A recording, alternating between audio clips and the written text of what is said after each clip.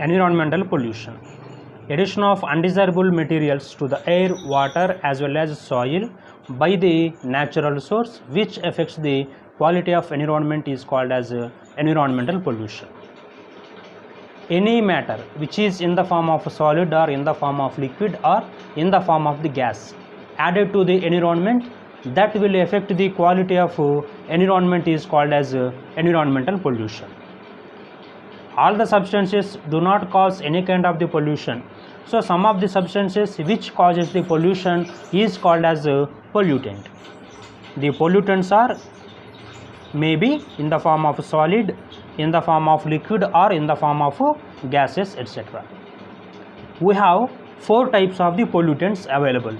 One is the primary pollutant, and next one is the secondary pollutant, and next one is the biodegradable, and finally non-biodegradable pollutants. Now coming to the primary pollutants. So primary pollutants are directly added to the environment, or those are directly exist inside the environment. Those are in the form of NO, NO2 as well as SO2. Next one is the secondary pollutants. So secondary pollutants are the compounds which are produced by the reaction between the primary pollutants as well as hydrocarbons.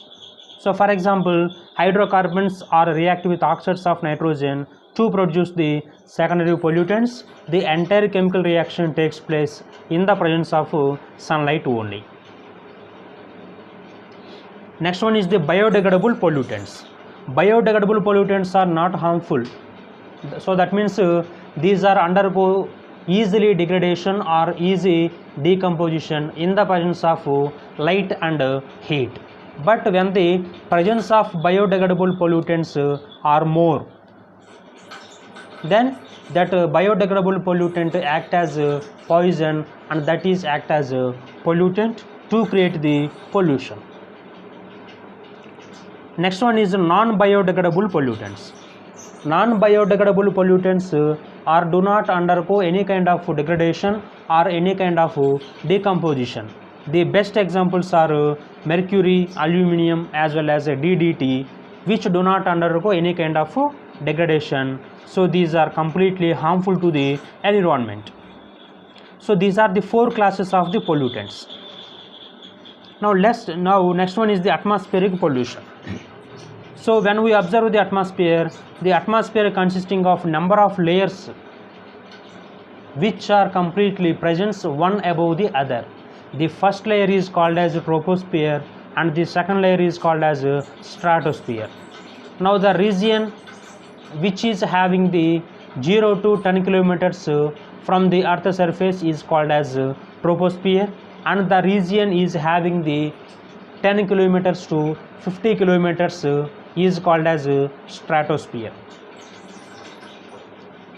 One is the tropospheric pollution. You know very well, tropospheric is the region which is having 0 to 10 kilometers. So tropospheric pollution is generally caused due to the presence of undesirable solid or undesirable gaseous particles which are present in the air. So the major pollutants which are responsible for the formation of tropospheric pollution are: one is oxides of sulfur, next one is oxides of nitrogen and hydrocarbons as well as oxides of carbon. Okay, these are all completely come under the category gaseous air pollutants. So that means these are available in the form of gases only. So while observing the oxides of sulfur, so sulfur oxides which are produced when sulfur containing fossil fuels burnt in automobiles, industries, refineries as well as some of metallurgical operations, etc. So in this process SO2 released into the environment. So when SO2 absorbed by the human beings, SO2 directly or indirectly create the respiratory diseases, asthma, bronchitis, etc. Sometimes it will causes irritation to the eyes, etc. So when we observe the reaction of SO2, the SO2 which is present in the environment is react with oxygen to produce sulfur trioxide, and finally the SO2 is again reactive with oxygen to produce sulfur trioxide as well as oxygen. So in the presence of moisture as well as heat, SO3 converted into the highly corrosive sulfuric acid. SO3 plus H2O that give rise to H2SO4. So presence of oxides of sulfur in the environment directly or indirectly create the formation of sulfuric acid. Next one is the oxides of nitrogen. So like oxides of sulfur, oxides of nitrogen are also having a number of adverse effects. One is it will affect the photosynthesis. It can damage the leaves of plants, and also it can lead to acute the respiratory disease in the children and toxic to the living tissues, etc. So nitrogen, which is present in the environment, react with oxygen to produce the nitrous oxide. So the nitrous oxide is reacted with oxygen to produce NO2, and finally nitrous oxide is react with ozone to produce NO2 as well as oxygen. In this way NO2 is created.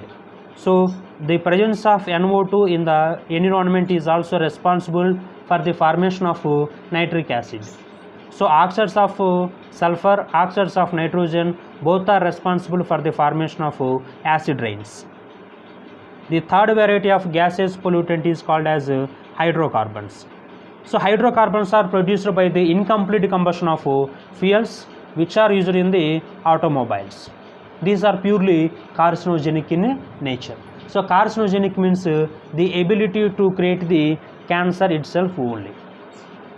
Hydrocarbons are generally create the aging, breakdown of tissues, shedding of leaves, flowers as well as twigs, etc. Okay, these are the actions of hydrocarbons. The last one is oxides of carbon. We know there are two oxides of carbons available. One is carbon monoxide and the next one is the carbon dioxide. Carbon monoxide is produced as a result of incomplete combustion of hydrocarbons only. So carbon monoxide is most dangerous gas because it can react with hemoglobin which is present in the blood to create carboxyhemoglobin. So due to the formation of carboxyhemoglobin in the blood, the human beings will suffer with number of health problems, that is nothing but respiratory diseases. CO2. CO2 discharged into the atmosphere by the number of ways. One is the respiration, and next one is the burning of fossil fuels and decomposition of limestone, etc. Increased amount of CO2 in the air which is responsible for the global warming. Okay, these are the pollutants which are come under the category gaseous pollutants. Oxides of nitrogen, oxides of sulfur, hydrocarbons as well as oxides of carbon. Okay, these are all the gaseous pollutants. Next one is the particulate pollutants. So what is the meaning of particulates? So particulates are the minute solid particles or the liquid droplets which are present in the air. So those are called as particulate pollutants. So particulate pollutants have been classified into the two major types. One is the viable pollutant and next one is the non-viable pollutants. Viable pollutants are under the category of algae, fungi as well as bacteria, and the non-viable pollutants are completely in the form of mist, smog as well as smoke and dust, etc. The mist is always produced by the particles of spray liquids and the condensation of vapors. Smoke is produced by the combination of soot particles which are produced by burning of organic matter. Next one is the fumes. Fumes are produced by the heating of metals. Dust is produced by the crushing of metals as well as crushing of stones in the crushers. Now what are the effects of air pollution? The main effects of air pollution is nothing but formation of smog. So smog is nothing but a combination of fog as well as smoke, so that is called as smog. So generally there are two types of smog. One is the classical smog and next one is the photochemical smog. Classical smog occurs in the cool and moisture, and it will consisting of smoke, fog and S-wood. Photochemical smog, it occurs in dry regions as well as warm regions, etc. Photochemical smog is produced by the result of sunlight on the unsaturated hydrocarbons. So due to the action of photochemical smog, there is the chance for the formation of formic acid, peroxyacetyl nitrate in the air. These are the effects of air pollution. Okay, this is the lecture which is completely about tropospheric pollution. In the next session, we are going to discuss about the stratospheric pollution. Stay subscribed. Thank you. Bye bye.